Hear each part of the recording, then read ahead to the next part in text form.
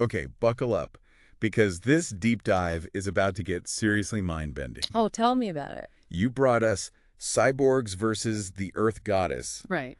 by Dr. Seenarine, Right. and let me tell you, this book is no walk in the park, It's definitely a thought-provoking read. to say the least. Yeah. First off, Dr. Seenarine, man, this guy is a Yeah. giant. In his field, we're talking like Absolutely. Columbia University, former professor, books on gender, labor, caste systems, you name it. He's probably written about it.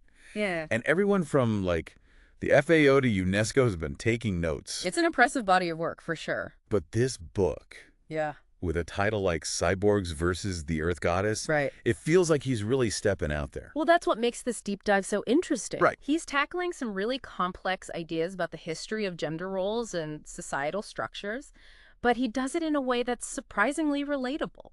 Okay. You know, it's not your typical academic jargon fest. Right, exactly. Yeah. And that title, I mean, It's a grabber. it's like he's throwing down a challenge. you Yeah. know? Yeah. So where do we even begin with this whole Cyborgs versus the Earth Goddess thing? Okay, so the key here is understanding that Dr. Seenarine isn't talking about, literal cyborgs, like Uh-huh. robots walking among us. Right. He's using cyborg more as a metaphor for a specific mindset, one that prioritizes control, Mhm. domination, and kind of a separation from the natural world. So it's about like imposing your will on everything around you. Exactly, yeah. Okay. Imposing your will on everything around you. Okay, so that makes a lot more sense. Yeah. So he's not talking about like implants and artificial intelligence. Yeah, no. He's using cyborg as a way to describe a certain Yeah. attitude, a way of looking at the world and interacting with it. Precisely. Ah. And then he contrasts this cyborg mentality with this idea of the earth goddess, which represents a more harmonious, Okay. balanced way of being. Okay. Think of it as like living in tune with nature, understanding that we're part of a larger web of life. So it's like on one hand, you have this drive to like control and dominate. Yes. And on the other hand, you have this acceptance, this sense of interconnectedness. Exactly. And those are two like completely different ways of seeing the world. And that's where his core argument comes in. He's suggesting that the rise of patriarchal societies, with their emphasis on, male dominance and control, Right. is intrinsically linked to the domestication of animals and the cyborg way of thinking. Now that's a bold statement. So you're telling me there's a connection between how we started farming Yes. and how societies became male dominated. That's exactly what Dr. Seenarine is proposing. Wow. And he backs it up with some really compelling evidence. Okay. For example, he dives into this fascinating world of ancient cultures Okay. and explores the idea that many early societies might have actually been more female-centric. Whoa, really? Okay, now I'm picturing like ancient villages run by women. How does he back that up? Well, he points to things like the prevalence of female figurines and imagery in early art and mythology. You've got your Venus of Willendorf, those incredible cave paintings, even powerful goddesses in Greek myths. They were everywhere. Wait, like who? Give me an example of like a Greek goddess that fits this idea. Take Mephartis, for instance. Okay. She was actually Zeus's first wife, and get this, she was known for her incredible wisdom and strategic thinking. But Zeus, afraid of her power, ends up swallowing her whole. Oh, wow. Yeah. Talk about your male insecurity issues, right? Right. But it makes you wonder, are these stories just stories? Right. Or are they echoes of a time when women held more sway? Exactly. And Dr. Seenarine argues that this shift from more egalitarian societies where men and women held more balanced roles to these more patriarchal structures is deeply intertwined with how we started interacting with the natural world. Okay, so walk me through this. Okay. How does nature fit into all of this? Well, think about it. For most of human history, our ancestors lived in close connection to nature. They relied on their understanding of the seasons, the cycles of growth and decay to survive. Right, yeah. And you're saying women played a key role in that? Absolutely. Dr. Seenarine challenges that classic man-the-hunter narrative, Right. pointing out that in many cultures, women were the gatherers, the ones responsible for finding and cultivating food sources.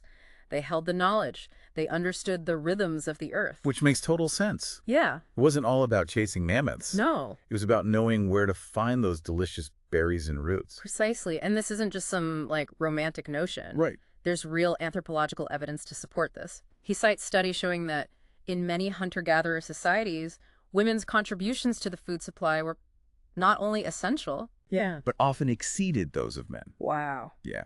Okay, so we've got this potential picture of early societies where men and women had these more balanced roles, a deeper connection to nature. Right. And then what happens? Where does this like cyborg mentality and the rise of patriarchy come in? Well, that's where the domestication of animals comes in. And Dr. Seenarine doesn't mince words. He calls the subjugation of women the sixth domestication, which is a pretty jarring statement when you first hear it. It's definitely not your average book club conversation starter. Right. But what does he mean by like sixth domestication? What are the first five? So the first five would be dogs, wolves, Okay. plants, livestock, and horses. Okay. These all happened over a long period, with humans gradually figuring out how to breed and control these different species for our own benefit. Okay. I Yeah. get that. Yeah. But how do you go from domesticating a horse to, well, the idea of domesticating women? It seems like a huge leap. It's all about control. Hmm. Dr. Seenarine argues that as men began to dominate animal husbandry and agriculture, Right. they started applying those same principles of ownership and control to women. So it's like he's saying that the same mindset that allowed humans to control herds of animals was eventually applied to women. Exactly. He argues that the very act of domestication, of bending other beings to our will, Right. fostered a mindset that saw control and dominance as the primary ways of interacting with the world. That's a pretty unsettling thought. It is. And this isn't just about some abstract idea of control. Right. It played out in very concrete ways, shaping laws, customs, and power structures. Give me an example. How did this play out in ancient societies? Well, he brings up Hammurabi's Code, that ancient legal text. Oh, yes, Hammurabi's Code. Right. A fascinating window into the past. Yeah. And let's be honest, a little disturbing, too. To say the least. Yeah. But in terms of this whole domestication idea, how does it fit in? Well, when you look at the code, you see how deeply embedded these patriarchal ideas had become. The laws regarding marriage, property, Right. even punishments for crimes. Yeah. They were all skewed in favor of men. So it's like those old double standards. Yeah. One set of rules for men Yeah. and another for women. Exactly. Women were often treated as property. Their movements were restricted. Right. Their lives largely defined in relation to men, fathers, husbands, brothers. And Dr. Seenarine, he makes his point about literacy playing a key role here. Absolutely. With the development of writing, those patriarchal ideas weren't just passed down orally anymore. They Yeah. were literally set in stone or, clay tablets, Yeah. Hammurabi's Code. It wasn't just some informal agreement. Right. It was the law, literally carved for everyone to see. So those ideas about control and dominance, they became more and more entrenched. Absolutely. Harder and harder to challenge. Precisely. Which brings us to another really interesting point Dr. Seenarine makes. Okay. He argues that even today, even as we strive for equality, Right. we're still grappling with the legacy of those ancient power dynamics. Okay, so fast forward a few thousand years. Are you saying we're all still living in the shadow of Hammurabi? Well, maybe not Hammurabi specifically, but those patterns of control and domination, Yeah. those are deeply woven into the fabric of our societies, even today. Give me an example. How does this cyborg versus earth goddess thing play out in the 21st century? Well, look at factory farming, for instance. Okay. The way we mass-produce animals for food, treating them as mere commodities. Okay. Dr. Seenarine argues that this stems from that same cyborg mentality, Okay. the same drive to control and exploit nature for our own benefit. Okay, I see where you're going with this. So it's not just about how we treat women. Right. It's about how this cyborg mentality, it extends to our relationship with the entire natural world. Exactly, and it goes even deeper than that. Okay. He argues that things like violence against women, the objectification of women's bodies, these are all part of the same pattern. Right. The same drive to dominate and control. So if I'm following you correctly, he's not just drawing a line between how we treat animals and how we treat women. Yes. He's saying it's all interconnected. Yes. Our treatment of the planet, our treatment of each other. Yes. It all stems from this same root issue. Precisely. And that's where this deep dive gets really interesting. Yeah. And maybe a little uncomfortable, Yeah. because it challenges us to look at our own lives, our own choices, and ask ourselves, are we perpetuating those patterns of control and domination? It's a big question. So if we buy into his argument, Yeah. if we see this connection between, the cyborg mentality and so many of the problems we face today, what are we supposed to do about it?